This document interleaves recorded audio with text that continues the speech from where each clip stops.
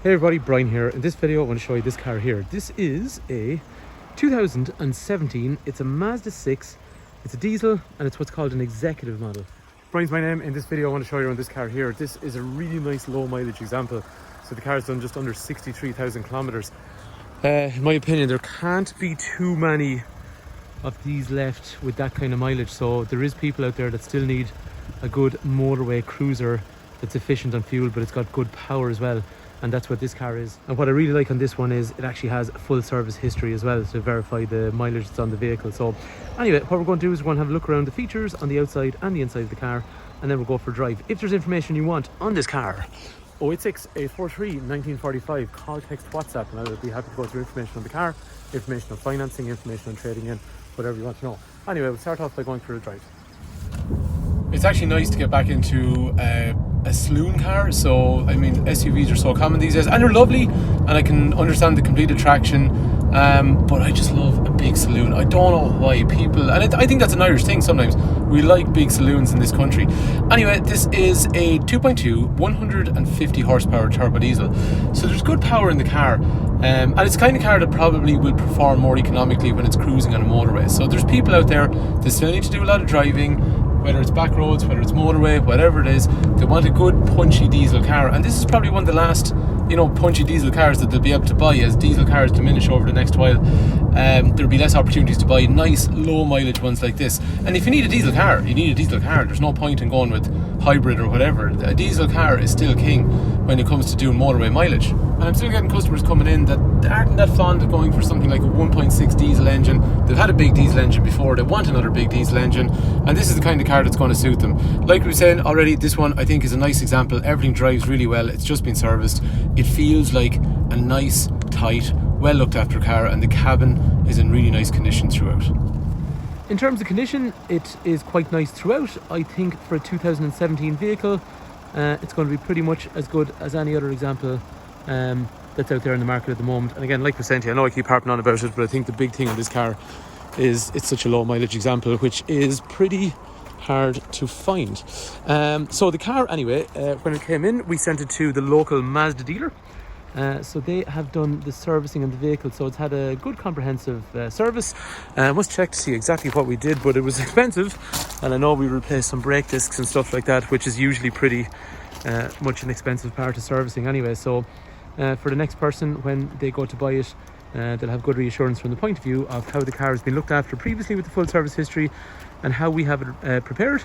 And then we're also going to put a warranty on the vehicle, and our warranty is a good comprehensive one. So we do a 12-month warranty on the car. We'll also do a new NCT on the vehicle as well, so you're pretty much well set in a good foundation. And what I'd recommend anyone that's looking at a car like this, big 2.2 diesels like this, we sold good few Mazdas actually over the last couple of years, and then a lot of Hondas which have the 2.2 engine as well, and CRV, and also some Civics and Accord. So anyway, the reason I'm saying that to you is anyone that's buying the big 2.2 diesel engines, they do produce carbon, and they are the kind of car, to drive them properly you need to do a lot of motorway driving, ideally going forward.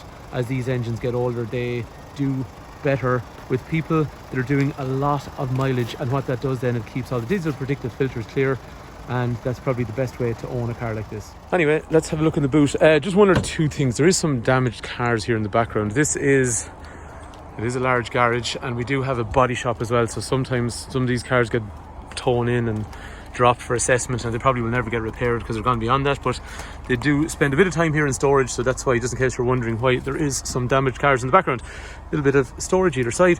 Big boot. Like, saloon cars are brilliant for having a big boot. Saloon cars are getting rare, so most people want SUVs and stuff these days. I always find when you have a saloon, somebody always turns up who's going, I don't want an SUV, I want a traditional style saloon car. Even the i40's gone off the market, the Mondeo's gone off the market, the Avent's has gone off the market. So and I'd be one of those people. I quite like a saloon vehicle still. Condition's really nice back here. So 3 head restraints, 3 3-point safety belts, ISOFIX either side, ventilation in here, kangaroo pockets. The rear of this car looks like it hasn't been used very much, so it doesn't strike me as being a family car. The previous owner, I don't think, if he did have kids, they wouldn't have been, let's say, they would have been more of that age where they would have been mature if they were. Anyway, headroom is along here. By the way, the previous owner actually downsized. He wanted a smaller car, so we went into a Kona. So tinted windows along here, which are quite nice, and there's some lights up in the roof either side as well. And then obviously these are child lockable as well. But I have to say, actually, do you know what? Sitting behind myself, the legroom is excellent. Basically, what that looks like in the back, it looks like a low mileage car. And I think that's what you'll find if you look at this vehicle around the place in terms of wear and all that kind of stuff on it. It feels like a low mileage car because it is. Nice leather material on here, plastic, brushed aluminium. Height adjustable passenger seat, and the seats are quite nice. I like that kind of style they use. There's decent peripheral support on both sides, which stops you moving from side to side while you're in the car, but I quite like this design up through here. It looks kind of upmarket.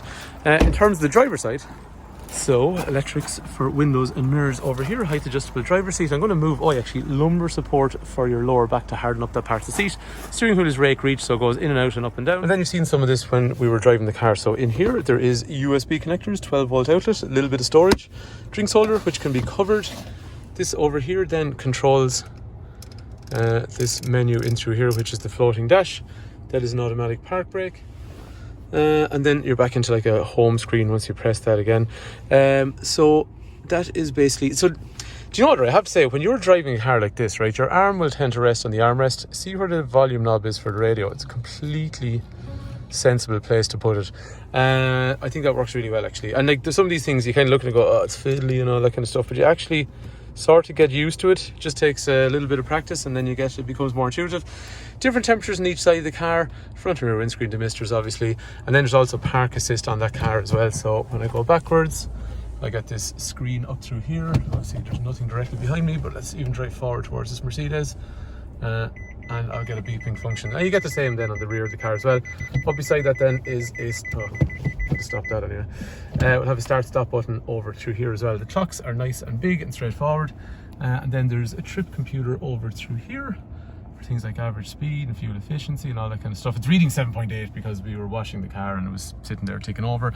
Wipers are automatic, cruise control is in through here, volume controls and Bluetooth is in through here. These lights are automatic also as well. And then after that, things like the tire pressure to reset it, and the iStop, which is oh, that's a little storage for coins. That is rare. The iStop is just start stop the traffic lights, so it doesn't use as much fuel anyway. In terms of the outside of the car, how it looks, I think it's a really nice looking car on the outside. Like, it's just a big imposing saloon car, I suppose. Big grille on the front, which is quite nice. There will be daytime running lights. Just when the handbrake is up, they are off. Front fog lights are standard on that executive model as well. A little bit of chrome around the windows, which are quite nice. The wheels are nice bright silver, and they are a 17-inch wheels, so they won't be too expensive when it comes to maintenance. Around to the rear, so we talked about privacy glass that was on the car as well. I quite like two functioning exhausts on the car. I don't know why, I just think it looks really symmetrical, and it's really nice. And then actually the taillights are pretty cool when you turn them on as well. They have a kind of round, sort of mean look to them when you're driving behind them at night time. It kind of looks like, doesn't matter. It looks like two eyes either side, I think. But anyway, a little bit of chrome that dips down along the top of the boot lid. But it's actually quite a stylish, like even the way, look at the C-pillar, it's really sleek. I'm sure it's actually probably a very, I know it sounds like a ton of rubbish, but actually I think it's probably a very aerodynamic shape. So it probably helps the fuel efficiency on motorways and stuff. Anyway, if you want more information on this car, call, text, WhatsApp 086 843 1945. Like we're saying to you, it'll be supplied comprehensive warranty, comprehensive pre-sale service, which is done, NCT, and then if you have a trade-in, I can run through that, or if you have a car you want to trade or scrap or whatever, we can run through that. Anyway, hopefully you like the car, hopefully the video's been useful, and thanks for watching.